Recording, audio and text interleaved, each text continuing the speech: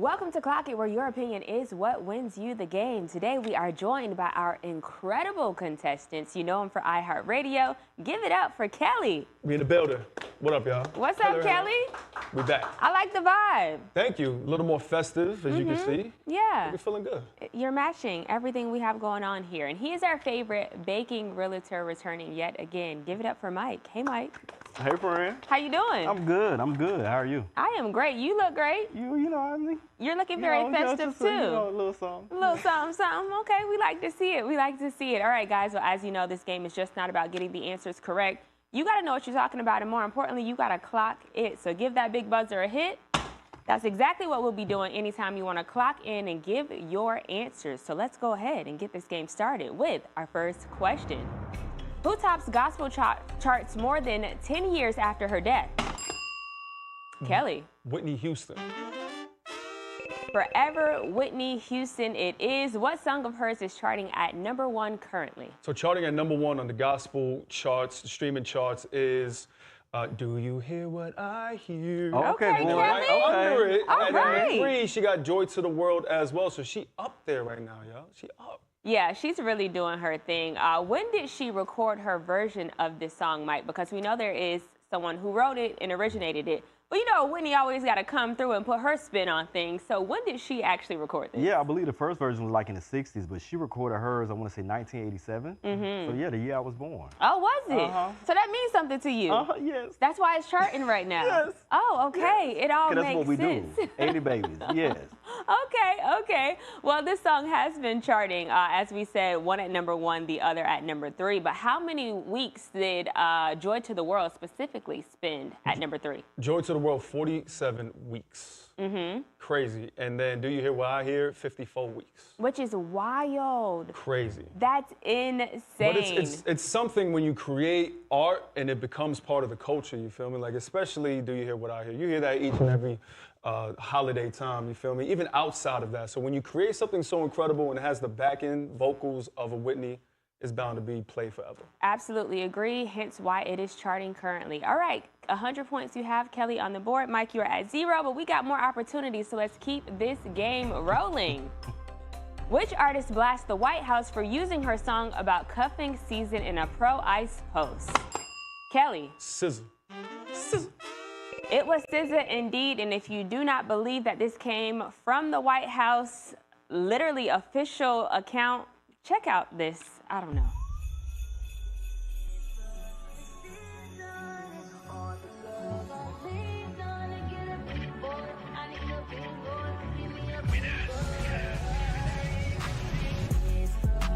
Not the remix.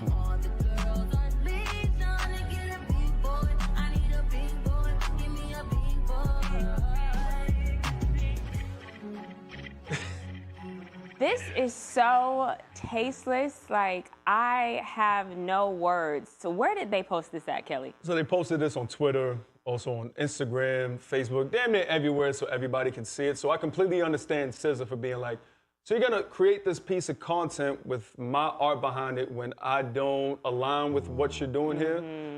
Get it out of here, please. Get out. Yeah, if I were SZA, I would do the same thing. But is SZA the first artist to speak about the White House using their song, Myk? No, I know Sabrina Carpenter was another one that they used, but they're being very strategic because they already know that what they do is going to create an uproar. If it creates an uproar, then it's going to cause more media outlets, more attention to everything that they're doing. And they also was being very nasty with it by saying, I think they replied to SZA, what did they say? Something about thank you for showing, putting it out there more, something like that, bringing more attention. Yeah. That's what it was to the situation. I think my mind is just blown that we live in a day and age where the White House is going on their social media and doing things like this. I mean, sure, maybe if this was something else, it probably would have been clever that you used her song. If it was like, you know, a Cops episode and they were doing a promo for that. But given the climate of what's happening in America, I think for the White House to be doing something like this is just tasteless, in my opinion.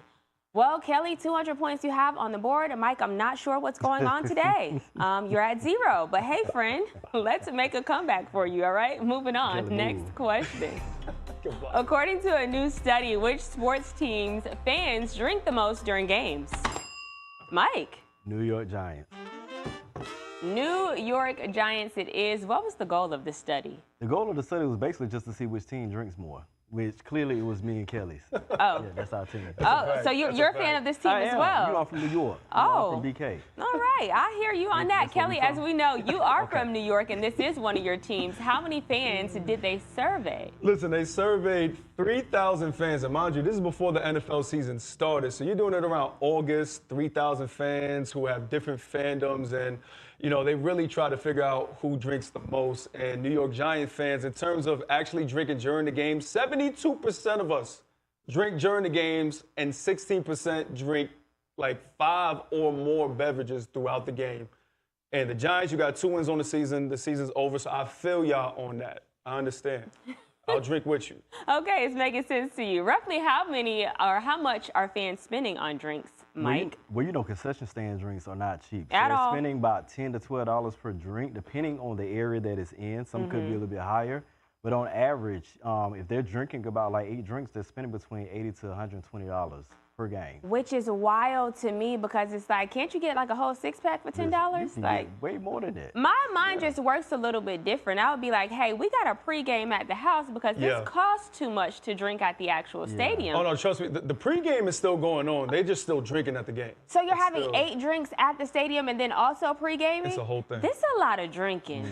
This is a whole lot of drinking. I'm concerned for New York fans right now because this is a lot. I'm telling you, it's because the season hasn't been going well either. That compounds it. I'm telling you. Oh, okay. So basically what you need to say we losing. is We your losing. team need to get their points up so that people can stop drinking so much. See, but it's not even that because if you're doing well, you're still going to drink to celebrate. So either way, we drinking. How about that? Drinking going on regardless, clearly. All right, guys. Well, Kelly is at 200 points. Mike is beginning to make a comeback. 100 points he has on the board, and this is our very last question in round 1.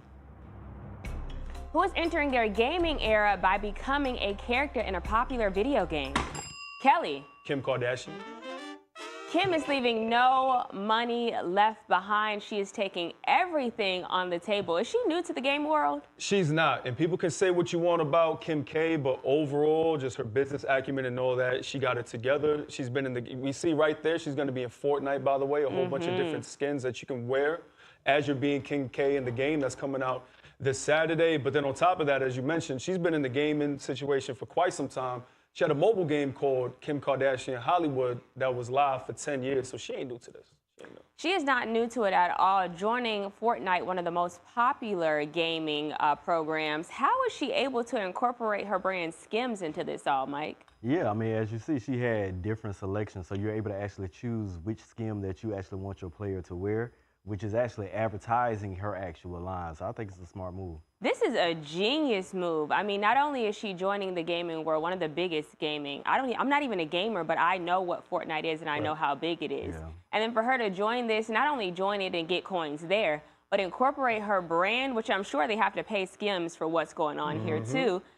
Say what you want about Kim K, but Kelly, she is a genius when it comes to getting this money. She's been doing it forever, and it's one of those things where if there's an opportunity for her to not only sell, but also level up, put herself in some other eyeballs. Mind you, the demo for these games are much younger than us, right? And they're going to be buying the different skins, the different variations. I'm going to put this top with that bottom. She knows what's going to go on, so kudos. Very good. And I'm going to make the assumption and say that this fan base and this demographic is mostly like men who play Fortnite. But this is a way to get a lot of the women over to playing it too. Oh, if you yeah. have a face like Kim Kardashian and I can switch up my clothes, like this brings a whole new influx of a demographic into this world. Don't you think so, Mike? I think so too, but also to me, I feel like it brings the attention to men as well. Because men like to see their women in certain things. Oh, okay. So she's like, okay, if I can go ahead and get myself in front of another audience, because she already has the audience of the women. Women know where to go to see her stuff. So she's putting it in a different way. So like, okay, let me see if this actually catches on and brings in more sales. So men love visuals, so she's giving them the visuals in the way that they like it, and hey, I think it's going to work. That's a great perspective, Mike. Who are some other big names that are joining this universe as well, Kelly? Who's not in Fortnite at this point as well? Look at it like Eminem, Ariana Grande, you had Playboy Cardi, who just went live not too long ago, Travis Scott. It's a whole bunch. Mike's going to be in there soon, you feel me? Keep an eye out. It's going to be a special edition for y'all to download. It's crazy. It's crazy. A lot of people are starting to join this universe, it's becoming bigger and bigger, and rightfully so. It's very popular, so why would you not want bigger names a part of it? Well, guys, that brings us to the end of round one of Clock It. Myk has begun to make a comeback, 100 points he has on the board. Kelly, you're at 300. Myk, you good? I'm just checking in. I don't know, friend. This is normally not like It you. ain't. Okay, all right. Well, Y'all, listen, we're going to somebody take a break. You drink some water, you get it together. When we return, these two will continue to battle it out for round two of Clock It. Don't go anywhere.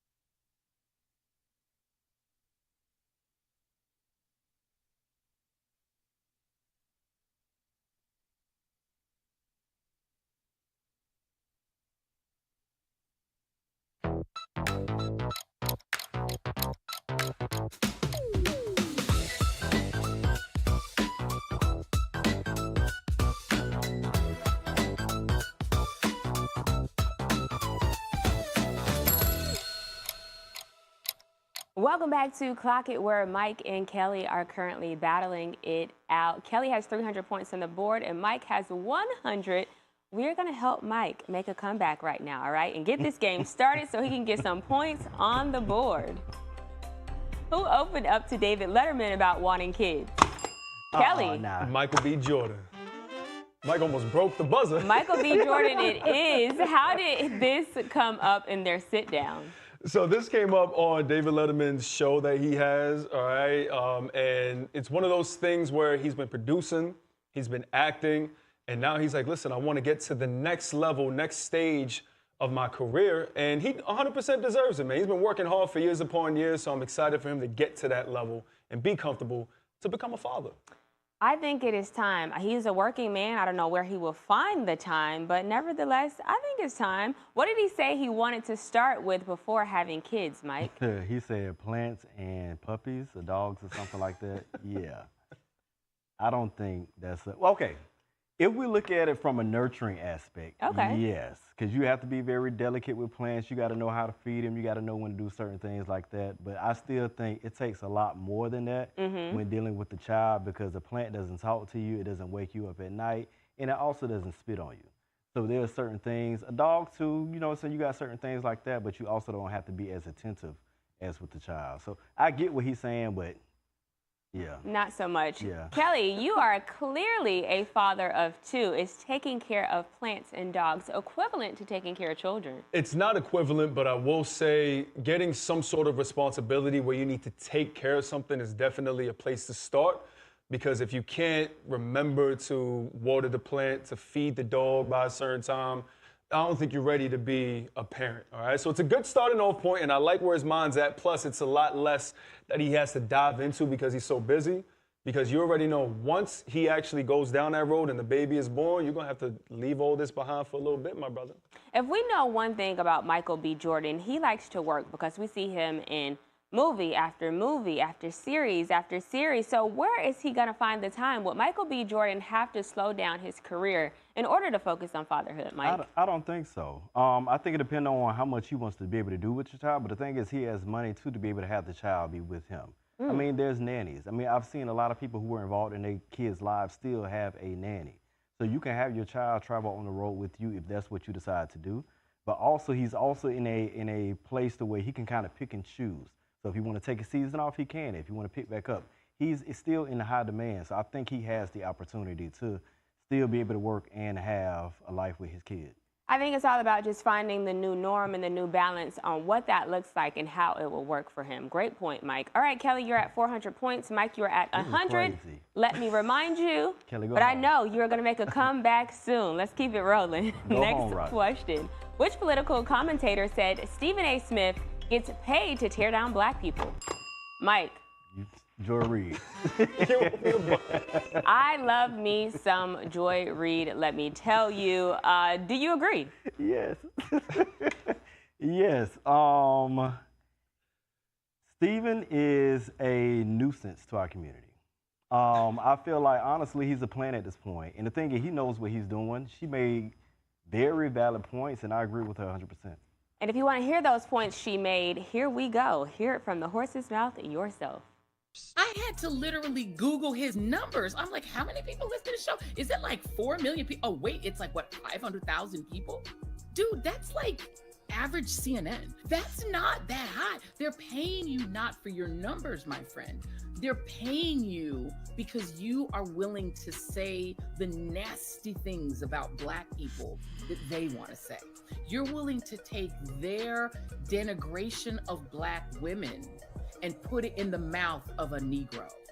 And because you're willing to put the denigration of black women in particular into a Negro's mouth, you now think that, oh, I must be a freaking political genius. But just be clear, you're not being paid for your numbers. You're being paid for what you're willing to do to us for white people's entertainment. Ooh, tore him up. If that was not a read, I don't know what is one. Do you think many people share the same sentiment about Stephen A. Smith? I believe so, because you've even, as of recent, had Max Kellerman, who was his co-host on First Take, kind of tell you how it is behind the scenes, and it's very much the Stephen A. show. And for me, as someone who's not the biggest fan of the character of Stephen A., I will defend him a bit, because there's a reason why he's getting $100 million from ESPN. It's not just the ratings on TV, it's everything on social media, it's the podcast on top of it, all the other things he has going behind the scenes. And then also, he's put a lot of black and brown people on at ESPN as well, male and female. Now, it just so happens you're in sports, who's a predominantly black, field, I guess you could say. So, yeah, you're going to talk down on a couple people, but at the end of the day, you got to at least acknowledge that he's also helped at the end of the day. Okay, fair point. I love there are points made. Myk, you over here shaking your head. Well, what we feeling? What we thinking? I mean, I hear that, but it's like, how can you bring up so many people to tear so many other people down? So that's my point. It's like, to me, I feel like all that starts to kind of cancel it out, especially in the climate that we're currently in. So it's like, why are you doing what you're doing? So to me, again, to be able, I feel like you're playing the puppet. You're making this money.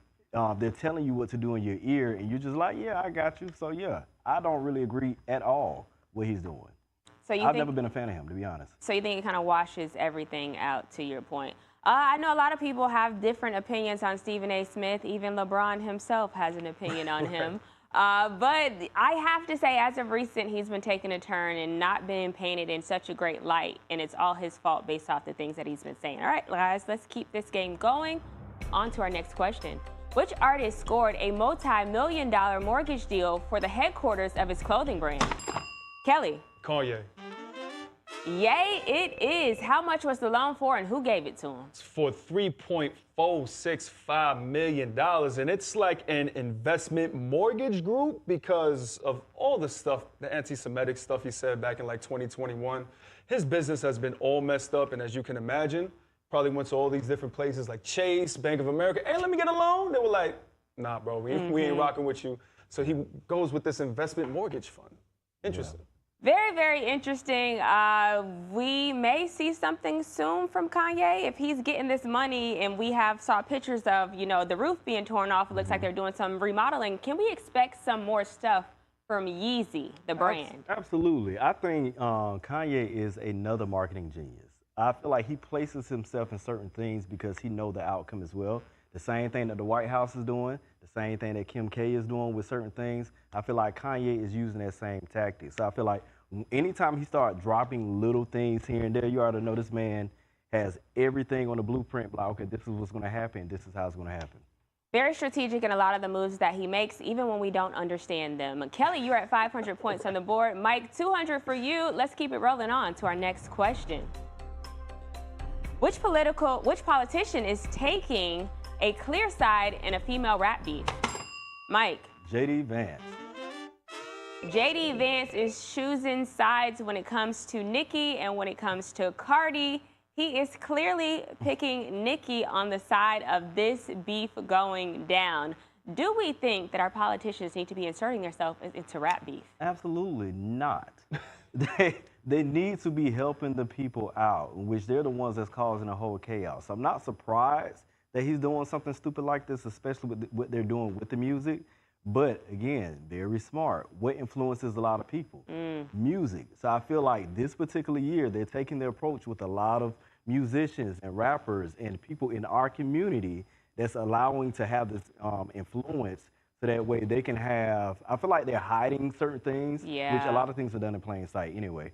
But I do feel like they're still hiding a lot of other things, but I don't know. To your point, Black culture is the pulse of the culture. So unfortunately, you have to insert yourself into things when you want to get the influence of what is the popular thing.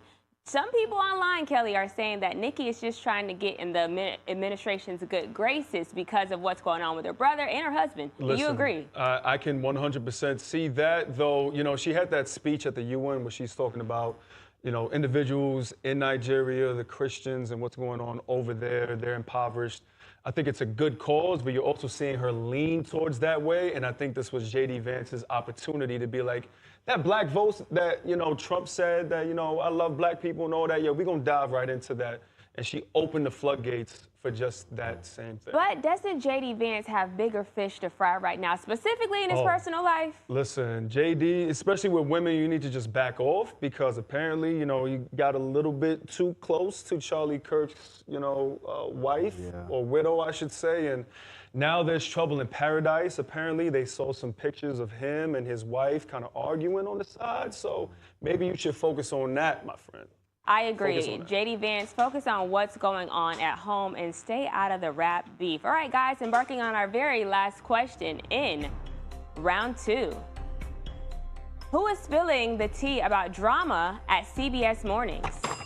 Mike. Gayle King. Gayle King began to make her exit very political.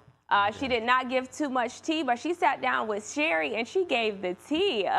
What is Gayle talking about? Yeah, it's giving very much. Let me tell you what's going on at the office, girl. Yeah. Right. So I guess there was, I forgot the guy's name, but there's been some arguments going on, some beef, and the guy, I guess, ended up switching different program times.